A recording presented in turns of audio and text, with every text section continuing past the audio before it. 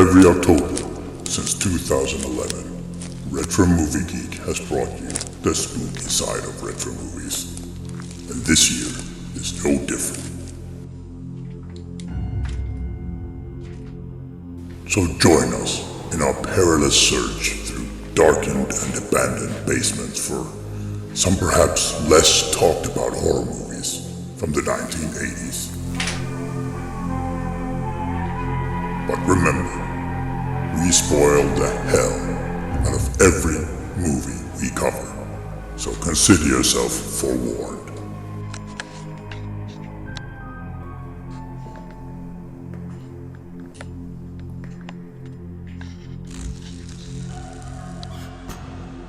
Spooky Flix Fest starts now.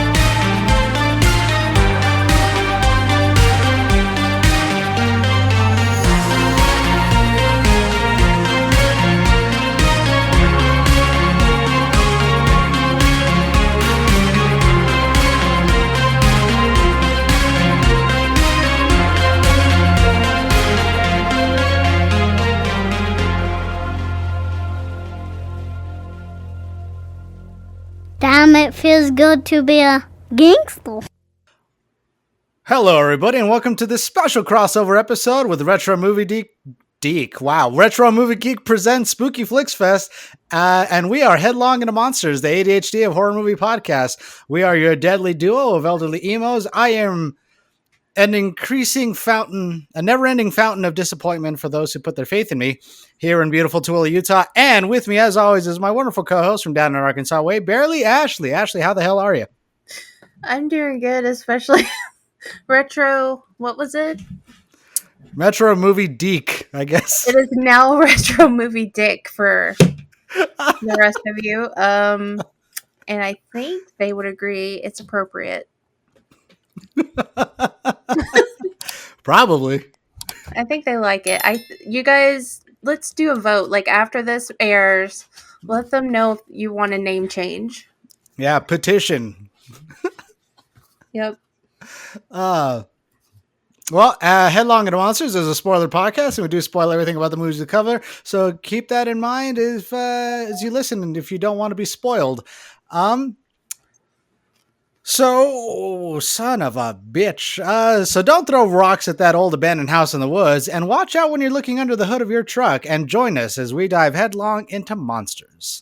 On this special crossover episode with the boys at Retro Movie Geek, we are going to talk about Madman. Right? Yep. 1981. I'm Yeah, trying to so think like of lyrics to the song, but we only have 30 minutes, and that's not our style, you guys.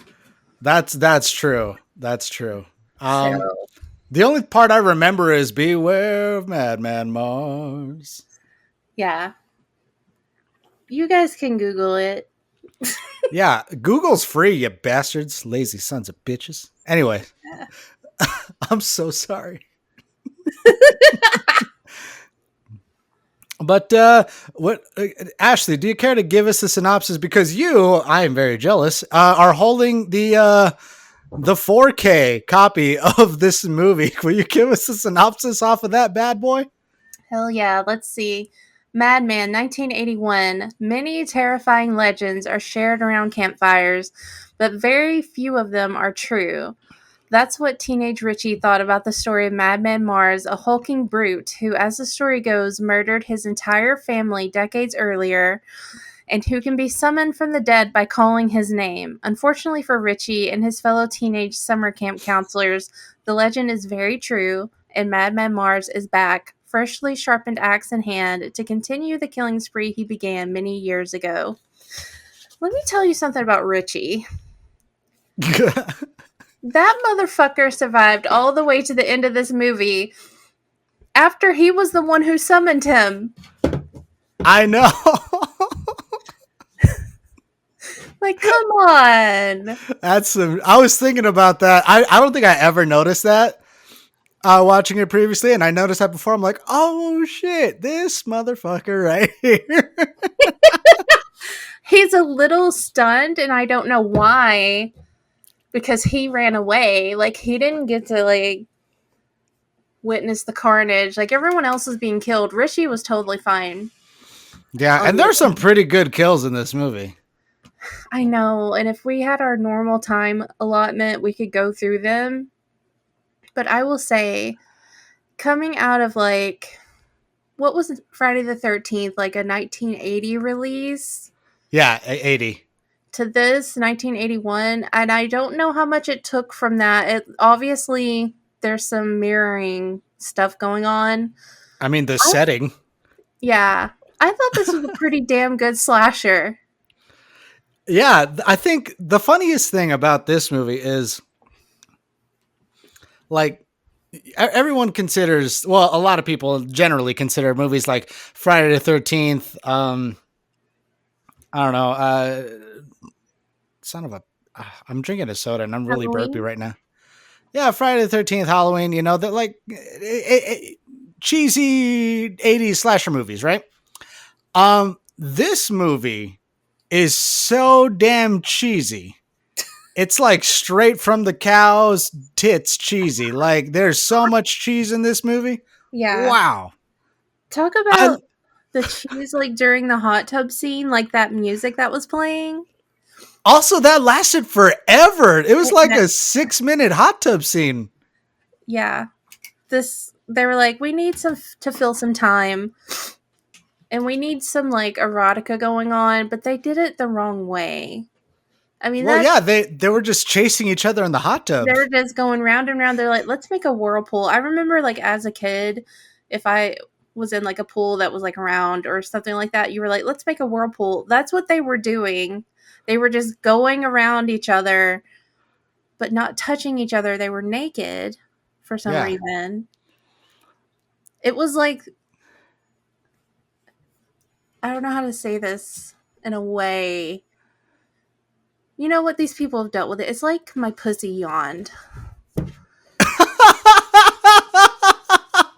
Oh my gosh. You know what? These people are adults. That South mouth was getting bored. I was like, is something gonna happen here? Because yeah, I mean, wasn't there, the, like, sexual tension wasn't there. Yeah, if someone said, "Hey, let's go to the hot tub, get naked, and make a whirlpool," I would be like, "You lost me at whirlpool. How about we go to the hot tub, get naked, and make a six?" Yeah, that is not really what they did there. And, you know, maybe because of that, they deserve to die. Yes. But all in all, I think we get a really solid standalone slasher. Yeah, it's just a lot of fun. I mean, a killer in. Okay, really quick, I have to say, don't you think Madman, like, as a character, kind of looks a little crossover between, like, the Universal's The Wolfman and Jason Voorhees from number 2? Yeah, it's like they had a baby. Right? Yeah, I noticed that too, because he wasn't quite, like, he was not quite a human looking being. He looks like he's mid-transition into a werewolf, like literally, like you were just saying. He's, like, mid-transitioning into a werewolf. Because, like, if you look at that one kill where you see his feet and they're just, like, gray. Yeah. And they don't look human. What's going on? Those aren't fingernails. Those aren't toenails. Those are straight claws. Yeah. Something's going on here. And can we talk about, what is his fucking name? Come on. I can't believe I forgot this guy's name already. I think his name is Max. The red herring, to me, he was the red herring throughout the film. Like, that never ended. Like, Max, the very theatrical camp guy who, like, told the story and scared the kids at the beginning, and then Richie Oh said the yeah. name. And then Max just disappears. And so, like, I think what they were going for is, like, Max is totally killing these people. And then it ends up that he's really not. It's really like an urban legend come to life. Like, I like how they didn't back down off of that. Like, this was a true, like, urban legend killer. We didn't have, like, a guy in a suit, like, bringing people to a camp to try to kill them. Like, I like how they did that. Yeah, no, that was pretty freaking good. I mean, it a little bit of like that supernatural stuff because like how the hell is he still alive, you know? Yeah. Right. But He's, like, literally the being in the woods that's just there. yeah, I mean, you got to consider like maybe this movie inspired other films like Hatchet is very similar, very very similar. I haven't watched those, and I know that's sad. It's so similar. I have not watched Hatchet. I love Hatchet. You probably won't like it because there's Kane Hodder. You know, I don't dislike him. I liked him in Wishmaster. Yes, his iconic role in Wishmaster. He had a great Wishmaster kill where he was, like, turned to, like, stained glass or something. Yeah, when he's trying to block the like security guard block the demon from getting into the party. You know, Kane Hodder's fine. You guys can listen to what I have to say about him if you want to head your butts on over to our actual podcast and listen to our Friday the 13th franchise review. Yeah. Yep. It's amazing how much Ashley just kind of hates Kane Hodder. We come to realize over this. I just prefer other Jasons. I just prefer them. And Jason X, I'm sorry, he looked like this. My gripe is like he just looked like Kane Hodder. Well, I mean, yeah, it's Kane Hodder. Anyway, we're not. I know. We're not here to talk about Friday 13. Listen, guys, this is what you can get and more if you mosey on over to our podcast. Mm-hmm. Now, were there any? Okay, I've seen this movie like 4 times. The first time I saw it was maybe 4 years ago. It was on Shudder maybe 3 years ago. I can't remember. Joe Bob did it, and I saw that. Yep. And it's. Have you seen it before that? Had you seen it before that? No, I didn't know it existed until Joe Bob did it. Oh, awesome. So we watched it at the same time. Yeah. No, cool. I didn't know. And I wanted to rewatch the Joe Bob segments for this. It's just like my life is insane right now. And we don't have a lot of time anyway. So it's like I'm not going to deep dive into this movie. But I do suggest, like, while Madman is still on Shudder, if you guys have that, go watch the Joe Bob version because he gives a lot of good insight into the film and how they made the film. And if you have the Vinegar Syndrome, there's a nice bunch of little extras on there for you.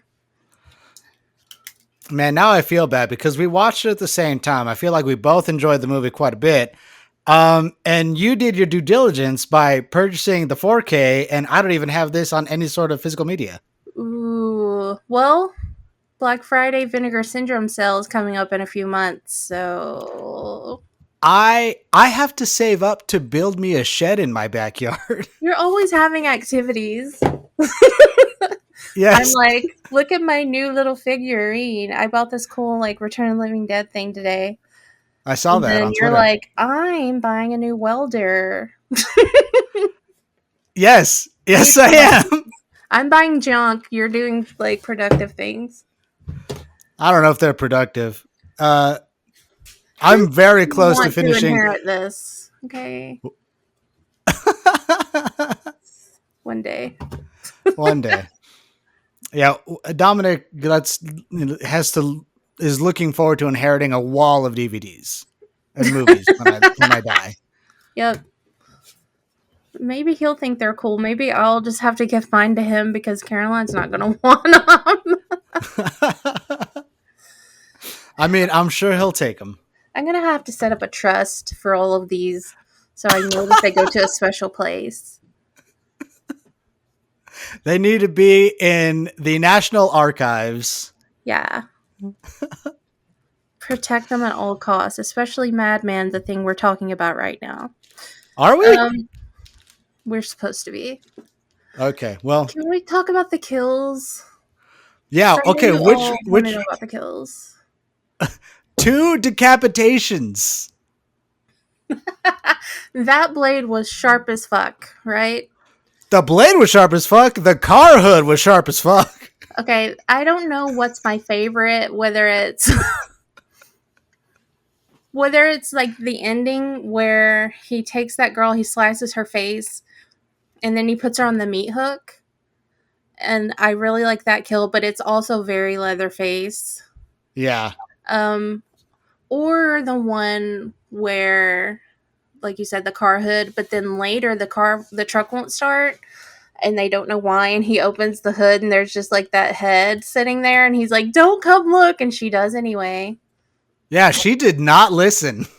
She did not listen. There's also the kill, which was really cool to me, where the guy is running, the hot tub guy, he's running out in the woods and he gets caught with that noose.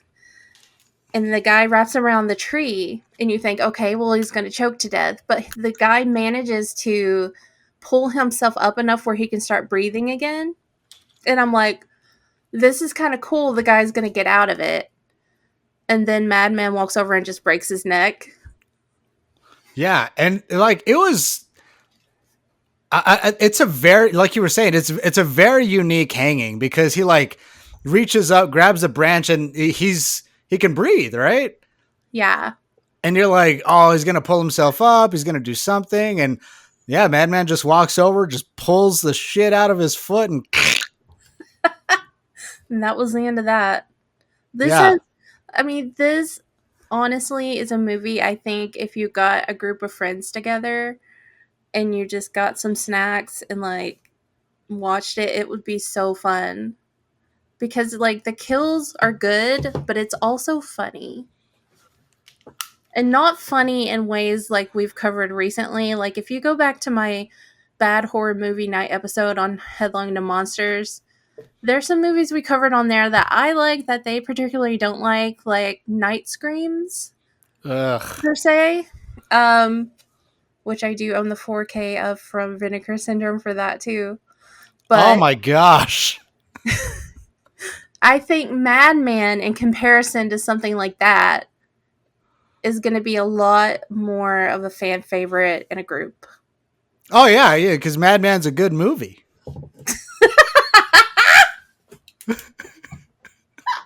There's a stark contrast between those two movies. You pierced my heart. I guess we can all agree that Fatal Exam sucks. Oh, hard, just ugh. Yeah, though the kills in this one alone are worth it, I think. You don't really get too attached to the characters, per se. And you don't get a final girl. You do get a final piece of shit. But, I mean, I don't know. He's a kid. He didn't think it was real. But he still somehow survived. Like, what the hell is going on with that? I mean, yes, he's a kid, but in this scenario, he should be a responsible figure. I mean, he's a counselor, for God's sakes. He's like in charge of people. True. He's in charge of smaller kids. Yeah. And then, no. Be semi-responsible, dear God. Like, the guy was telling the campfire stories. He was like, don't say his name. Eric said his name. And then survived. Okay. How did you feel about This is how memorable these characters are. I don't know any of their names. It's like the two that were fucking in the tent, the hot tub couple, the guy hanging from a tree, the guy that found the dude hanging from a tree, the girl with the guy that got decapitated by the truck. Anyway, Nothing. I don't. Even if I looked them up on IMDb, if they don't have the picture of them as they were in this movie, I will not know how to identify them. same, absolutely. Okay, so fun fact though, the character Ellie, who was the girl for the couple fucking in the tent, she looked the way I would imagine a labradoodle would look if it just became a person. Oh my god. She does.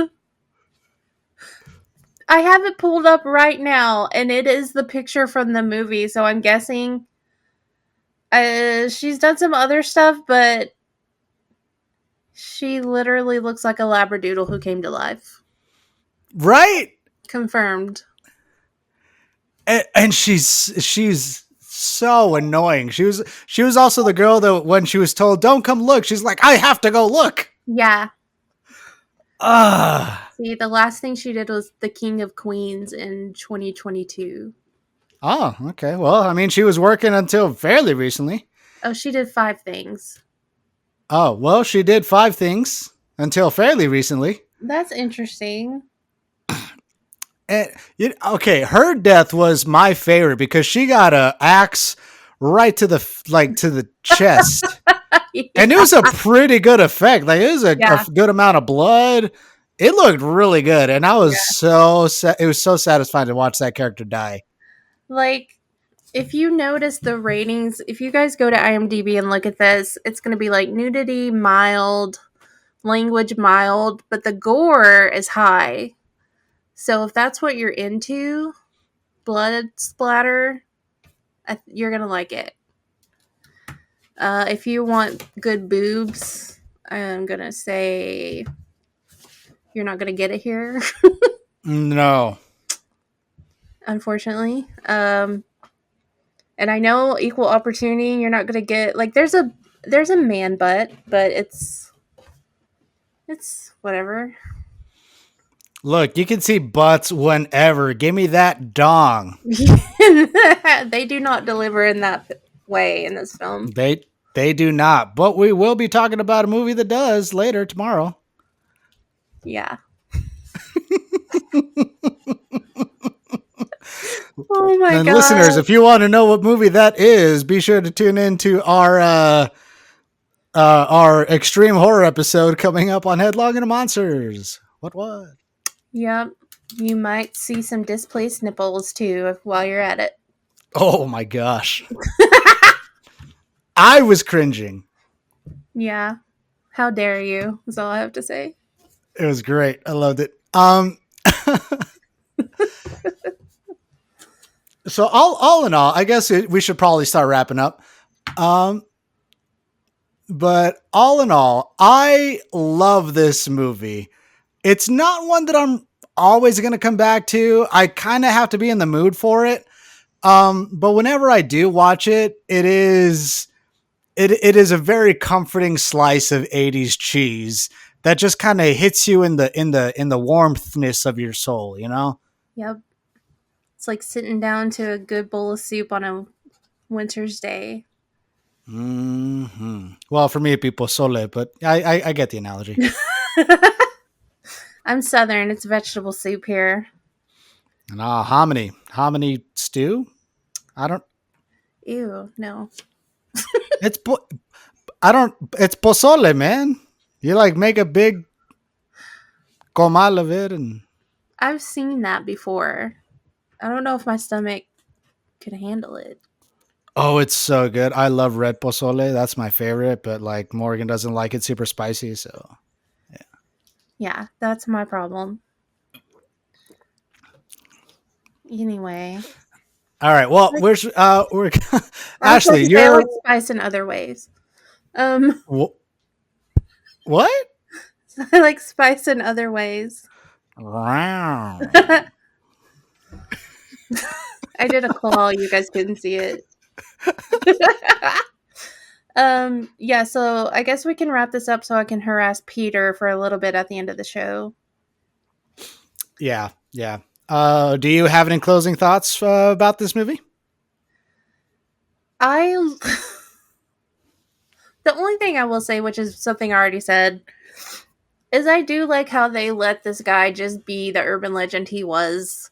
And even though we had the red herring in Max, like Max wasn't the killer. Spoilers, if you watch it. I just, I was like, you know what? I like, you went for it and you did it.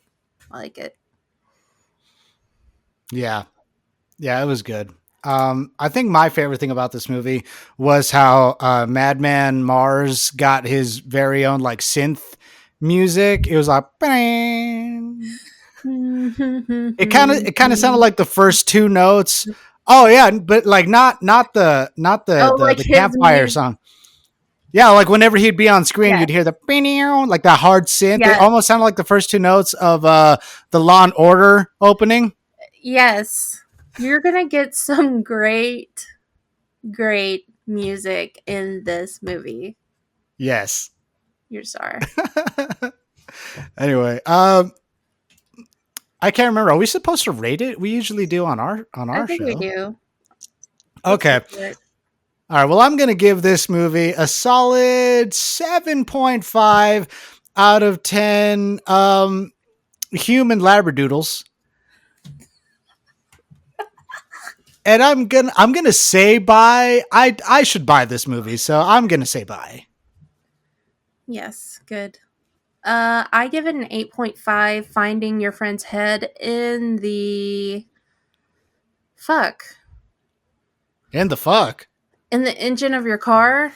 Sorry, my ADHD. I couldn't think of words. And I say it's a buy, obviously. Get the Vinegar Syndrome. It has a fucking cool slipcover. I don't know if you guys are, like, familiar or care about slipcovers, but Vinegar Syndrome has the best quality, like, the greatest looking cover art. Just a beautiful release. So, if you can get it with that slipcover. Yeah, Ashley showed it to me, and it looks pretty rad. I'm not gonna lie. Yeah. So I guess this is your opportunity to give Peter the business.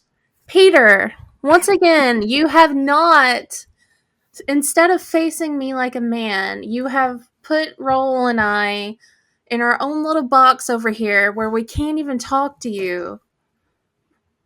And so, I will just say, thank you, Joel, for having us on. Shout out Daryl and Peter. One day, you will face me again. One day. That's right. Every year we go through this. It's great. I love it.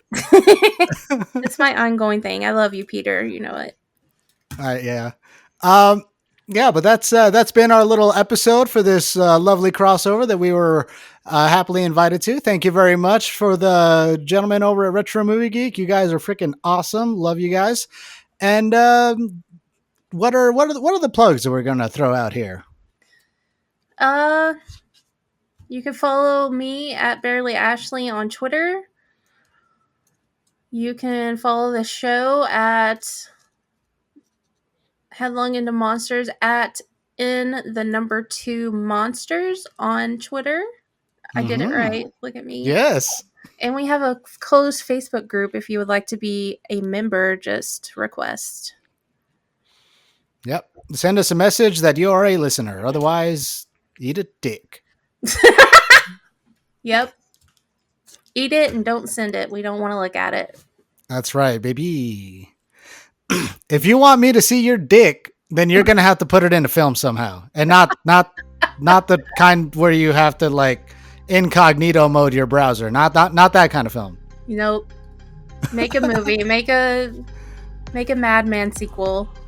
That's With right. some dong in it. Mad Dick Man. Yep. We don't Anyway. even know who has one. That's true. We don't know. All right. Well, that's been our episode. You guys have a great one. Love you guys. Bye. Bye.